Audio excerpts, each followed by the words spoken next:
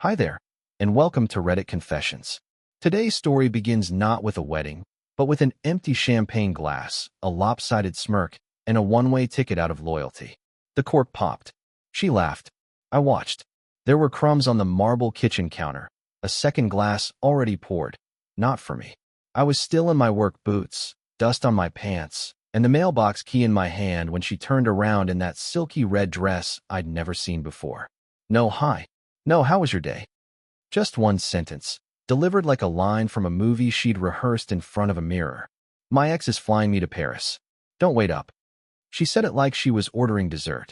I wish I was exaggerating. The suitcase was already packed, resting by the door like a loyal dog.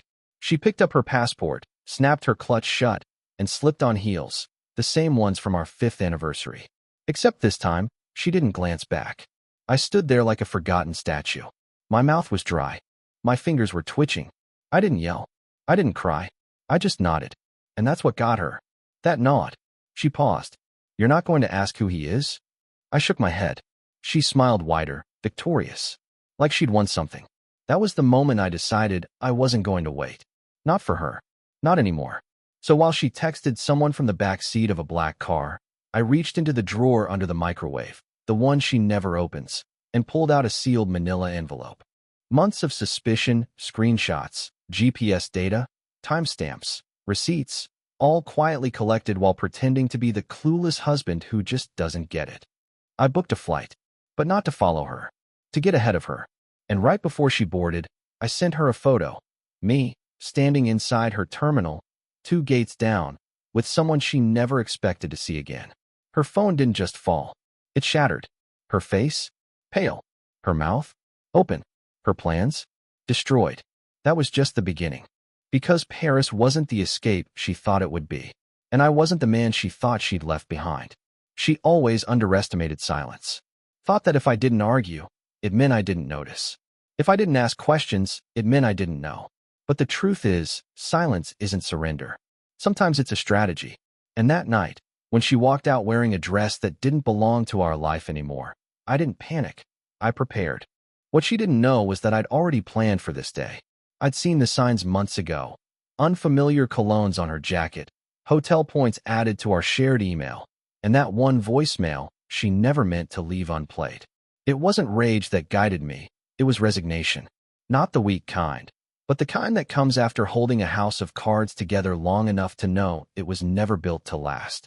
I had booked a ticket on the exact same flight, not to sit near her, not to confront her, but to observe. I changed my seat 3 times before settling near a window, sunglasses on, hoodie up, practically invisible. Watching her flirt at the check-in desk like I hadn't spent 10 years giving her every ounce of my patience made my stomach turn. The man with her, presumably the ex, was flashy, loud, too tan for spring. He looked like a cruise salesman. The kind of guy who thought loyalty was for dogs. As they laughed their way toward security, I casually walked past them from the opposite direction, snapped the photo, and sent it to her mid-stride. She didn't see it right away, but when she did, her body jerked like she'd been slapped. Her heel caught the edge of her suitcase, and down she went, phone flying.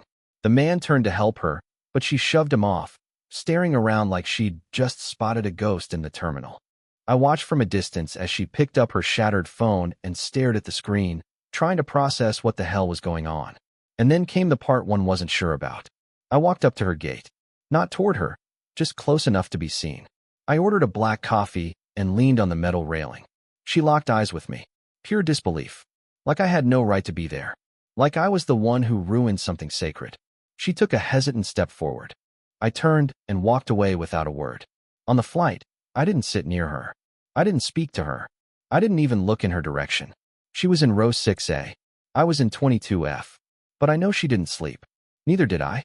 When we landed in Paris, I walked out first, hailed a cab, and disappeared into the city. See, what Crystal didn't know, what no one knew, is that this trip wasn't about revenge. It was about answers. Because someone had sent me a letter 2 weeks ago. No name. No return address. Just one line. Ask her what really happened in Montmartre. And that's exactly where I was headed. Paris isn't quiet. That's a lie we tell ourselves when we romanticize it. It's not all soft violins and cobblestone kisses. It's horns, hurried footsteps, and cigarette smoke that clings to your coat like regret. I stepped out of the cab in Montmartre just as the rain started, thin, sharp droplets that didn't soak you, just annoyed you into remembering where you were. I didn't book a hotel. I didn't even bring luggage. Just a messenger bag with that old manila envelope and the letter that started this whole thing. One line, 7 words, and a sickening feeling that something was waiting for me here. Something worse than Crystal's smirk or her Paris escape with her self-proclaimed better man. Ask her what really happened in Montmartre. I'd never even heard her mention the place. She claimed she hated France, said it smelled like mold and tourists. But apparently, that didn't stop her from flying out here with a man who thought boat shoes belonged in fine dining establishments. I walked those narrow streets for hours. No plan, just an instinct and a name. One name, scribbled on a napkin tucked between those old files in my envelope. Mara. I didn't recognize it. Not a friend. Not a coworker. No context. Just the name and a location scrawled beneath it. Rue de Trois Frères. It was real. I found it. A tiny street climbing up a hill, lined with shuttered windows and crooked doors. The kind of place you walk through only if you know exactly where you're going, or if you're being watched. And someone was watching. I felt it. You ever feel it? That crawling sensation at the back of your neck that makes you wish you could unzip your skin and step out of your own body. I turned slowly. A woman, standing under an awning across the street. Short black coat, hair tied in a low knot. She didn't look away when I met her gaze. She crossed the street and stopped just a few feet from me. You're not supposed to be here, she said in an accent I couldn't place. I opened my mouth to respond, but she spoke again before I could. She never told you about 2018, did she? And there it was. That moment where everything starts to blur, where the version of your life you've been clinging to turns out to be a beautifully written lie. Who are you? I finally asked. She didn't answer. Instead, she handed me a folded piece of paper and turned to leave. No explanation. No name. I stood alone in the rain, staring at that folded paper like it might burn my hands. And when I opened it, all it said was, Apartment 4B. You already know the code. But I didn't. At least, I didn't think I did. Until I looked up and saw her standing on a balcony, staring down at me. Not Crystal. Mara. I don't know what I expected to find inside Apartment 4B, but I definitely didn't think I'd be standing outside its crooked wooden door with my heart trying to claw its way out of my throat. The building was old, not charming, not cinematic, just tired. Like it had seen too many stories end badly and didn't want to house another one. But there I was, dripping wet, holding a slip of paper that said, You already know the code. And I did. God help me, I did. I stared at the keypad next to the door, and without even thinking, I typed in the numbers I had once used for our old storage unit. 0-9-2-7, our anniversary. The same code Crystal used for everything. Gym locker, voicemail, even her iPad. A number she once called our little secret. Turns out, it opened more than I ever realized. The lock clicked. I stepped inside. The apartment was dim, lit only by the pale glow of a lamp in the far corner. It wasn't decorated like a place someone lived in. It was too clean, too impersonal. Like it was waiting for someone to arrive or someone to come back. And that's when I saw her. Mara, sitting on the edge of the bed, legs crossed, a glass of something golden in her hand. She didn't look surprised to see me. I was wondering how long it would take, she said softly, like she was greeting an old friend she'd never actually liked. I stayed near the door, trying to act like I belonged there, like I wasn't unraveling from the inside out. You know who I am? I asked, my voice embarrassingly shaky. You're the husband, she said. The one she left behind. And you're the what? A friend? An accomplice? She laughed. Not kindly. No, I'm the mistake she never confessed to. That line hit like a punch to the stomach. I had spent years wondering if Crystal had been unhappy, if I'd failed her somehow, if I'd missed something obvious.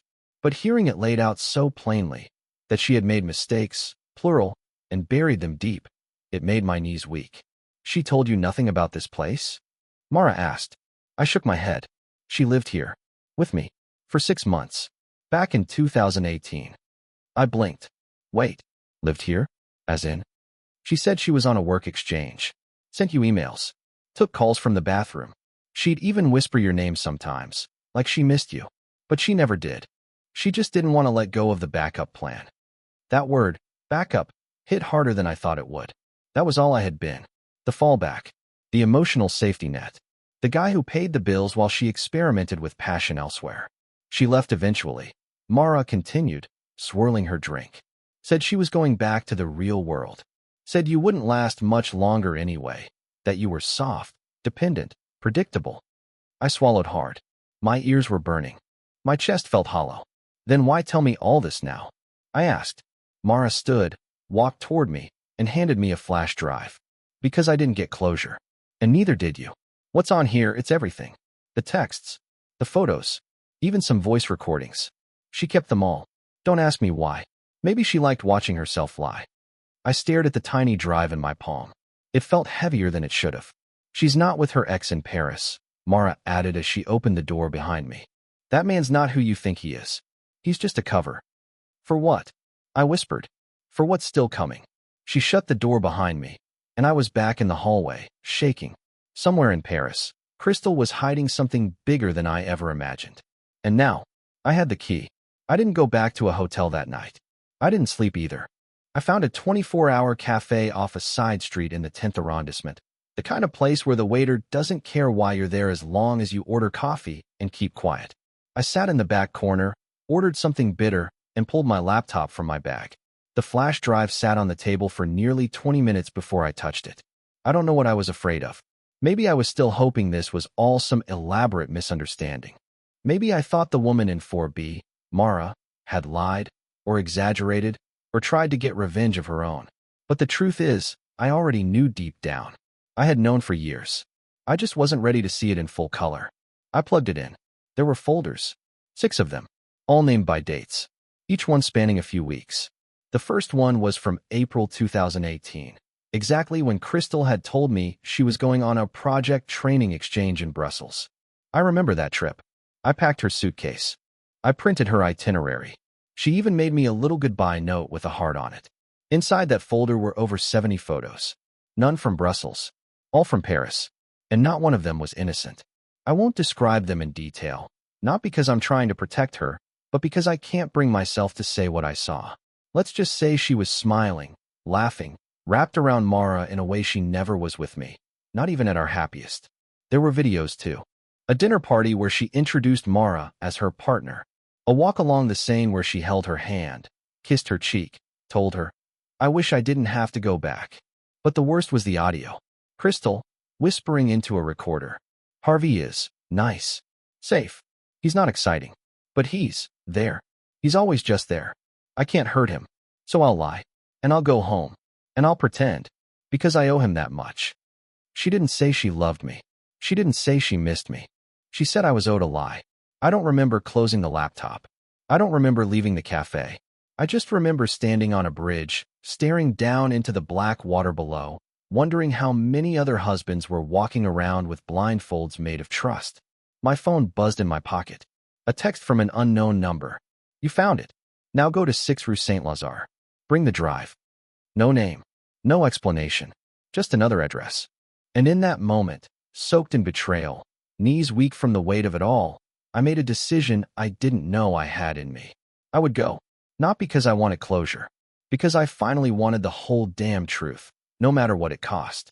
The cab ride to 6 Rue Saint-Lazare was silent except for the sound of the meter ticking and my pulse thumping in my ears. I held the flash drive so tightly in my hand that the plastic casing dug into my skin. There were 100 reasons I could have turned back, but none stronger than the reason I couldn't. I had spent 10 years living inside a version of Crystal that simply didn't exist. And now I had to meet the woman she really was. The building wasn't what I expected. It wasn't seedy or rundown. It wasn't hidden in some shadowed alleyway. It was elegant, modern. A clean-cut white structure with a glass entryway and brass buzzers. Polished. Polite. Expensive. A place for someone with something to protect. I rang the bell. No name on the buzzer, just the unit. 302. A pause. Then a sharp click. The door opened. I stepped into a marble lobby with a spiral staircase. No sign of life. No sound of anyone walking above me. I took the stairs slowly, each footstep echoing louder than it should have. My hand gripped the railing tighter the higher I climbed, and by the time I reached the 3rd floor, my shirt was sticking to my back. The door to 302 was already open. Inside stood a man I'd never seen before. Mid-40s, salt and pepper hair, tailored suit, no tie. He didn't look startled. He looked prepared. "You're Harvey," he said, as if it were a disappointment. "I was wondering if you'd come." I didn't speak. My throat was dry. My instincts screamed to leave, but my legs wouldn't obey. "I'm Julian," he said, gesturing for me to enter. Crystal and I were close. For a while. I walked in slowly, heart racing, hands trembling. The place looked lived in, not messy, but not staged. There was a framed photo on a side table. Crystal, with him, laughing. I wanted to throw it against the wall. "She told you it was her ex flying her to Paris?" he asked casually, as if this was normal. I nodded. "She lied. I haven't seen her in almost a year. She used my name. Booked a fake itinerary under it. She wanted you to believe it." "Why?" I managed to whisper. Julian's jaw clenched. "Because Crystal's running from something. Not someone, something." He walked to a bookshelf, pulled down a file, and placed it on the table between us. "She kept this apartment as a vault. Everything she didn't want you to know, it's in here." I opened the file. There were photos. Dozens. Not just of her and Mara. Not just her and Julian. Others. Hotel invoices. IDs with different last names. Financial transfers. Names of men and women. Rental properties across 3 countries. A separate phone bill linked to a number I'd never seen. A double life? No. This was something more. She wasn't cheating. She was disappearing and reappearing as whoever she needed to be. Julian spoke again, his voice quieter now. "She told me once that love was boring. That comfort made her restless. She needed new identities like most people need fresh air. You weren't a husband to her, Harvey. You were a disguise. You made her look normal. It was like hearing your own eulogy while still breathing. I don't know where she is now," he continued. "But I know she didn't go to Paris for romance. She went to erase something." He slid over a final envelope. "This address. If you want answers, real ones, go there. But I'm warning you, it's not going to feel like closure." I stood, file in one hand, flash drive in the other. My knees were weak again. My world smaller. She wasn't just unfaithful. She was constructed. Every version of her I loved had been built for utility. I was never chosen. I was used. And for the first time, I wasn't sure if I wanted to keep digging or finally bury the idea that I ever knew her at all. But I already knew what I was going to do next. Because the address in that envelope wasn't in France. It was back home. The plane ride back to the States was a blur. I don't remember takeoff or landing. I don't remember what I ate or what I watched. I just remember sitting there in the window seat, staring into the night sky, gripping that envelope like it was my last piece of oxygen. The address inside it wasn't unfamiliar. It wasn't foreign. In fact, it was worse than that. It was familiar. It was a house in Richmond, Virginia. A property I didn't even know she still owned. One she claimed she sold years ago, back when we got married and merged everything. We had argued about it back then. I thought it was strange to sell the place her aunt had left her. But Crystal had smiled that half smile and said it was time to let go of old ghosts. Apparently, she never did. I landed just after midnight and drove straight there. I didn't stop at home. Didn't call anyone. The neighborhood was exactly as I remembered. Quiet, polished, suburban. The kind of place where secrets were buried under manicured lawns and overwatered gardens. The house was dark. No lights. No movement. But the driveway had a car I didn't recognize. A newer model Lexus, tinted windows, Virginia plates. I parked down the street and walked up slowly. My legs felt like cinder blocks. My heart thudded so hard it felt like it echoed in my ribs.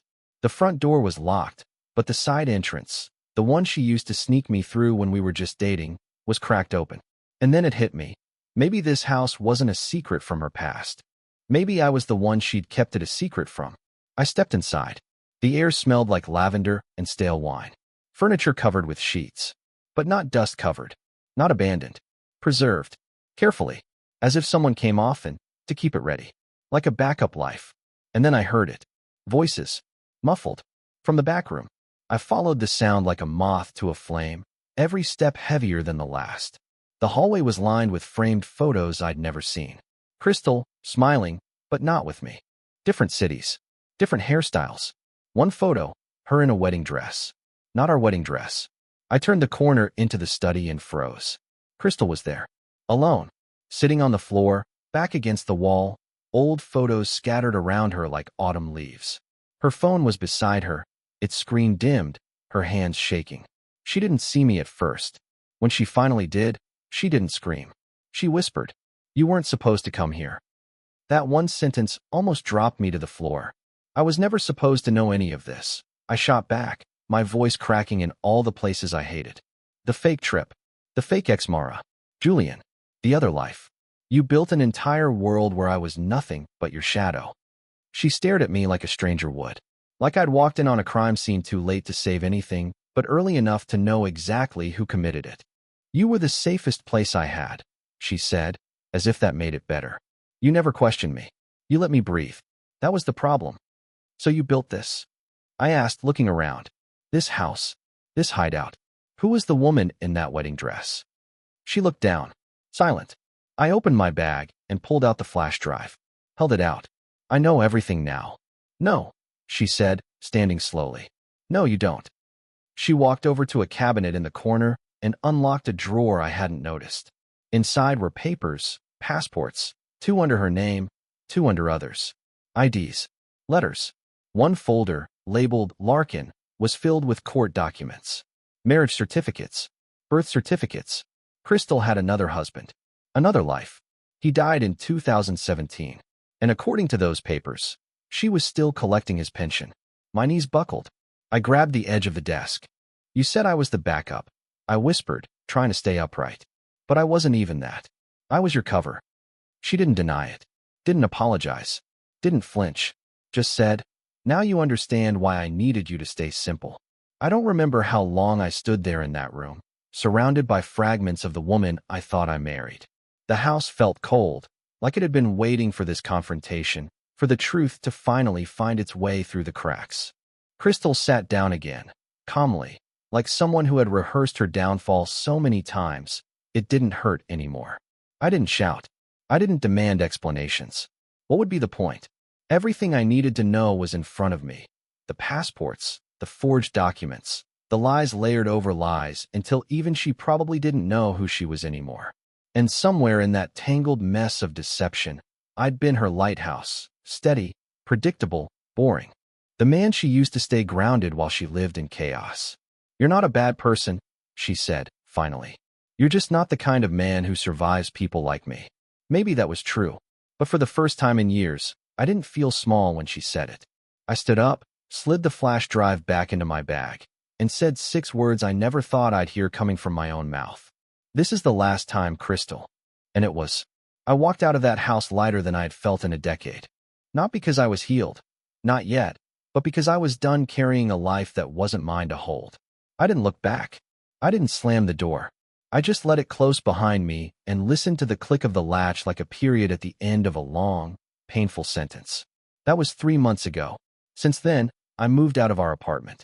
I got a small place of my own, nothing fancy, but quiet, peaceful, real. I go to therapy now. I even started writing again.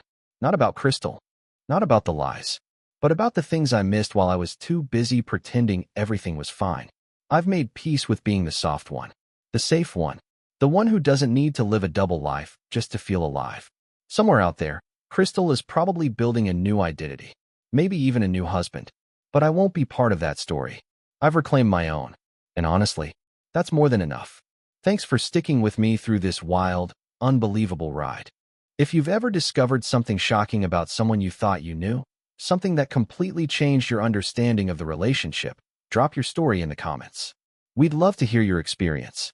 And if you enjoyed this story, don't forget to like, subscribe, and share this video. This is Reddit Confessions, where the truth finally gets a voice.